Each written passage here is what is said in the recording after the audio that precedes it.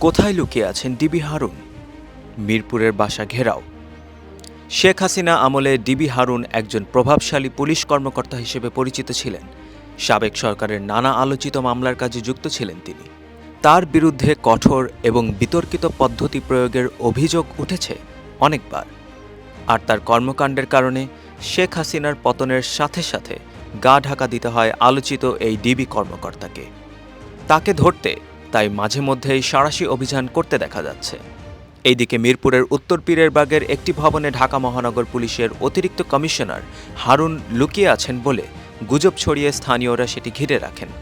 তবে সেখানে তাকে পাওয়া যায়নি।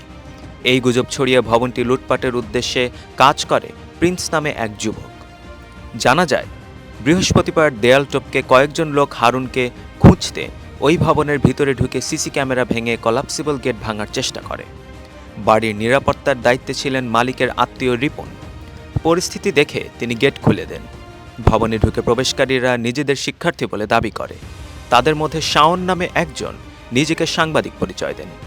নিচের ফ্লোরে কিছু না পেয়ে তারা দ্বিতীয় ও তৃতীয় তলার তালা খোলার জন্য চাপ দিতে থাকে।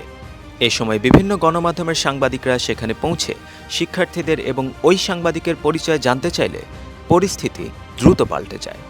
তারা নিজেদের পরিচয় প্রমাণে ব্যর্থ হলে স্থানীয়রা তাদের ওপর চড়াও হন, যা সন্দেহকে আরও বাড়ায় যে এটি ডাকাতির চেষ্টা। পরে গুজব রটনাকারীকে ধরিয়ে দেওয়ার আশ্বাস দেন তারা। এরপর গুজব ছড়ানোর মূল হোতা প্রিন্সকে ধরে আনা হয়। প্রিন্স বলেন, ডিবি হারুনের প্রসঙ্গটি সামনে এসেছে। কথা হবার পর আমি বলেছি, হারুন সম্ভবত উত্তর পীরেরবাগে আছেন। আমি গুগল ম্যাপে লোকেশন দেখাতে পারবো। যারা সেখানে যাবেন প্রথমে এলাকার মুরব্বি ডেকে কথা বলবেন। তারপর মুরব্বিদের নিয়ে ওই বাসায় যাবেন এবং বলবেন যে আমরা ইনফরমেশনের ভিত্তিতে এসেছি।